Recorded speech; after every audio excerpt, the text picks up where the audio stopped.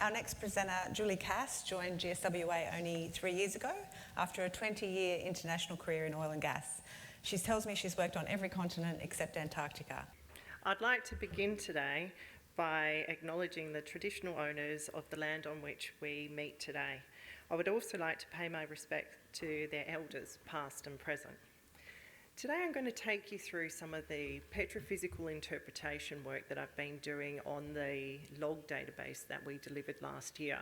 So I'm going to concentrate just on the Perth Basin and actually just on the northern Perth Basin. So across the Perth Basin we've got 323 log data sets, and in all of those data sets we've got deviation data, and a large number of them actually also have some routine core analysis. So that's measurements on core of porosity and permeability. And the new piece of work that's coming to WAPMs very soon is the petrophysical interpretation of 149 of those data sets. So a really large number. For those in the room who don't work in CCS or petroleum, petrophysics means something slightly different than it does in mining. So we start with a set of well log data that has been recorded in the well bore, and the first thing we do is work out what kind of lithologies we've actually drilled through. So that may be clastic environments or carbonate environments, and there'll be a mineral assemblage for each of those formations that we go through that we're expecting. We then go on to actually create an analysis of the volume of shale, the porosity, the water saturation, and if we have actually encountered some hydrocarbons, we'll define some contacts for those fluids. Then we go and look at what the dynamic behaviour of the fluids in the subsurface are. And finally, then when we're trying to actually work out, well, where was the good rock? What are we actually targeting here? A net to gross. So if we're looking at a CCS project, we're actually looking at where we really want to be able to inject into. And finally, we'll go back and do some sort of uncertainty analysis, and that's just to really put a quality control bar on what we've actually done. So why do we do petrophysics for CCS projects? Well, you'll see in this diagram here, there's a great big red box. It's labelled storage complex, which is the terminology that they use in the EU. But here in our legislation, we're calling it a storage formation. And what you'll notice is that red box covers a lot more stratigraphy than just where we're targeting for the CO2 to be injected into. So if you're in a petroleum project, all of your reservoir characterisation would be just where the hydrocarbons are. But if we're in a CO2 project, we're characterising a massive amount of material above that primary target for injection. And that's so that we can actually understand the quality of the seals that we're going to have, but also any of those secondary storage units where the CO2 may migrate vertically into. So petrophysics gives us a good understanding of the pore volume that we've got for storage, and we look at heterogeneity, so that's going to help us understand, is it going to move laterally or vertically, and injectivity, so the dynamic behaviour of the rocks that we may be injecting into. And the other thing that we're going to look at today, which is kind of neat, is containment. So Deirdre touched on earlier that we can either have structures for containment or we can have unstructured containment. And that's where we leave a little bit of CO2 behind in all the pore spaces, and we don't need a structure to keep it underground. So it's going to stay underground without any structure at all. And for a security long term, that's really good because it can't get out. It's actually dissolved up into the fluids that we've got down there. So what I've done with my petrophysics is I've actually analysed the shale volume using both the gamma ray and neutron density. For porosity, I've looked at neutron density and sonic, where the neutron density wasn't good enough quality, and I've applied some net to gross cutoffs. Now, the net to gross cutoffs that I'm using are taken from basin screening for CCS projects on a global scale.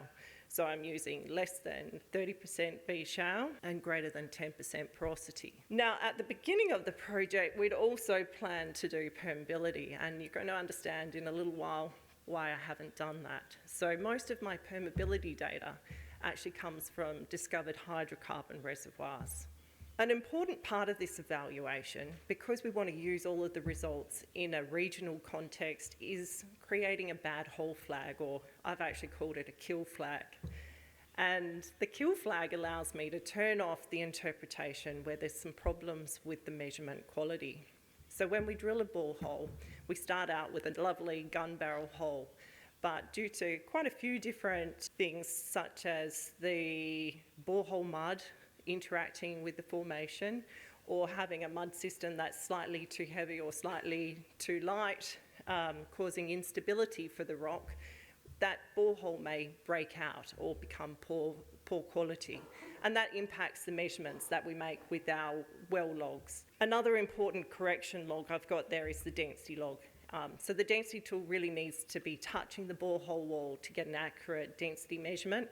And so that density correction log is telling me how good that pad connection is. So where I've got poor data, I've created a kill flag and I've turned off the interpretation. And that's going to actually help us look at the results in a regional context. So the stratigraphy I'm looking at is everything from the Permian, Triassic, and Jurassic. And I've created a little cartoon here to show how much sand we have in that stratigraphy versus how many regional sealing formations we have. And the thing that you notice really quite quickly is that we're in a very sand-prone part of the world. And until we get to the Permian, we really don't have a lot of regional sealing formations. So taking that information and looking at a cross-section across the basin. So here, the grey is shale, the yellow is a clastic sediment, and the white space on each of these lith columns is porosity. And I've highlighted in green where the Cata is, so one of those regional formational seals, and the Cockatier shale down the bottom there. But everything else in between is very highly sand prone. When we stop to look at the porosity depth trends that we have, so here I've highlighted each of the major tectonic units in this northern Carnarvon area with a different colour. And those different colours are then on the top of the cross plots. So the Dandaragan Trough in yellow has a cross plot with a yellow label across the top. And we're looking at true vertical depth, so some of our wells are side tracks or not drilled vertically versus porosity. And when we're thinking about CO2 sequestration and what we may be targeting, we're looking at everything that's going to be within greater than 10% porosity and between that 1,000 to 3,000 metres on that depth axis there. And what you'll notice on this slide is that we've got a very easy to identify reduction of porosity with depth. But what we're also seeing is we've got some large excursions from that overall trend. And I can tell you very confidently that they are hydrocarbon reservoirs. So there's actually a very strong repeatable trend of porosity preservation where we actually have hydrocarbon. So you remember when I told you I didn't really have a set of permeability data to use, and that's because all my permeability data comes from where the hydrocarbons are. So the geometry of the pore space, where I have the core data for permeability, is really quite different from the geometry of the pore space that's a saline aquifer. So permeability is going to have to wait till I've got a bit more data. If we look at these trends as a function of temperature, we can see that the scatter in the data is reduced. So in some of the work that Courtney just presented, we're looking at modelling temperature across the basin. Now, the Northern Perth Basin has some really significant temperature trends there. And when we actually look at this data as a function of temperature, we're actually seeing something a little bit more organised and easier to use. So at particular temperatures, we'll see different diagenesis, with 80 degrees being really one of those very important horizons where different things start to happen. And I'm using an Archie equation for my saturation. So at least 95% of the data I'm looking at here is saline aquifers, it's not hydrocarbons. So if you're in a hydrocarbon play, you're really interested in that SW, was it water or was it hydrocarbon? But for the purposes for a CCS project, we're interested in another term in this equation, that's RW. So we're interested in what the apparent formation water salinity is. And I've annotated these plots. It's called a Pickett plot. It's how we can graphically use this Archie equation as to how we can go about interpreting our apparent formation water salinity. So the red line here is RW. And we can move that left and right to match the data cloud. So the data is porosity on the y-axis and deep resistivity on the x-axis. And there's an M exponent. And I have a different M for each formation that we have in the basin. And that's a reservoir property that I've used consistently in the whole data set. And then there's an N value. And the N value, we're very interested in that if we're looking at hydrocarbons because it allows us to match the log saturation with what we can measure on core. So you need to remember this data comes from 70 years of different tool physics, different logging companies, different mud systems, and very different methods of doing environmental correction.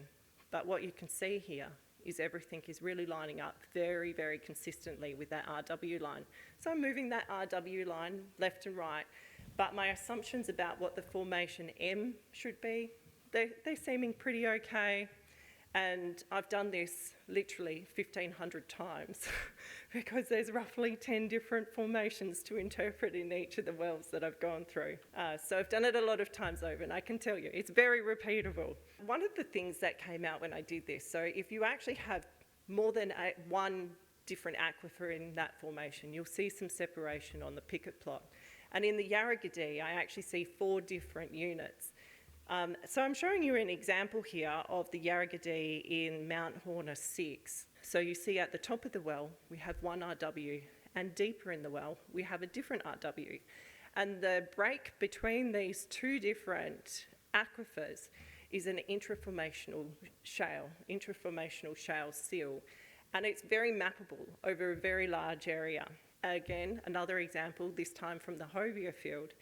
And we're seeing all 4 units of the Yarragadee here, all with very different aquifers. So really quite surprising, but not really, because if we actually look at some of the work that's been coming out of the water department, they've actually been mapping 4 units in the Yarragadee for years. And it makes a lot of sense why they've been doing that when you actually start to map out what the RW is doing in all the petroleum data sets. We have 4 different units there. Which actually is great because that gives us some very good confidence that these intraformational shale seals are important and they actually would hold back a CO2 column. And it's not just the Yarragadee where I've seen this, but I had some good other work to leverage from the water department for mapping there. So we're going to have a look at the maps of RW for the Northern Perth Basin. So before we go into that, I just wanted to show you the scale bar I'm using. So for this scale bar, low salinities is blues and greens, and that's our regional background dynamic aquifer. And so I'm saying if it's the dynamic regional aquifer, it's less confined. It's moving everywhere. We've got good mixing. And in the high salinity, which is our yellows through to pinks, we're looking at a lot more confinement. Now, there's different ways we can create that confinement.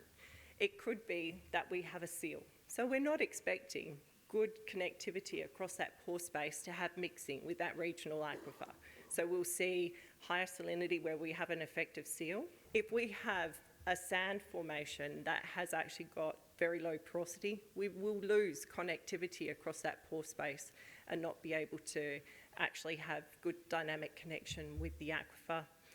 But also, if we have high porosity and a really good structure, we're going to lose connectivity with that regional aquifer as well. So here are the maps. Now there's some grey lines across these maps. They're the major structures in the area. So some of those are the big bounding faults for those tectonic units, and some of them are a bit more minor, and they're there to help you understand movement across faults of fluid. And we can see right from the start, as we expect, Yarragadee has our lowest salinity, and the 3 regional sealing units, Cata, Cockatier and Carriginia, are the hottest maps that I have here. But I want you to go back and have a quick look at that Cata map again, and you'll see in that southeast corner that it's greens and blues. And I've jumped in and looked at all of the wells down there, and I can tell you there's a heck of a lot more porosity in the Cata there than we would normally see. So it is a highly connected pore volume that's creating that change in salinity. So proving this concept that if we have a highly connected pore volume, we're going to have that regional background salinity. Another one to look at is Dongra. So you'll see there's some interesting changes in the contours there as we go from east to west, right in the centre. And we're going to have another look at that in detail on the next slide. But as we drop through the stratigraphy, I think it's important to say that there's natural dewatering processes as we compact our sedimentary column. And so we are actually dewatering shales and making the formation water fresher as we go deeper. So once we get into that lower Permian, we've got a lot of shale around and we've got some really good structure and we have structural confinement, but we're still seeing quite low salinity. But that's being driven by a different process, and actually if we dive into the composition of the water, we can prove that.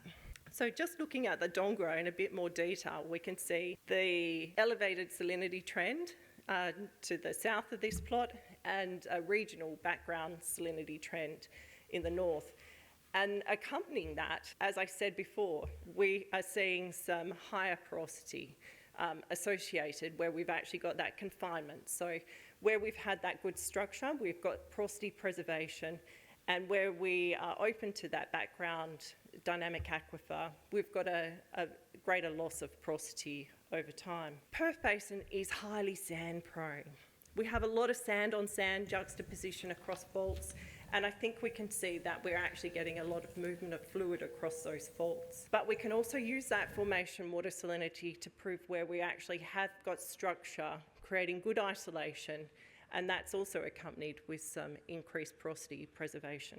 As we go deeper in the stratigraphy to the lower Permian, we've got enough shale in the system to actually have a lot more good structural containment, but we shouldn't disregard the younger section as good targets for CO2 sequestration, because what we do have is some really robust intraformational shale seals that are going to prevent vertical movement of CO2. And we're actually going to see a lot of lateral movement of CO2. So that use of residual gas trapping, which is really high security CO2 sequestration, being excellent in that younger stratigraphy. So thank you very much for your time today.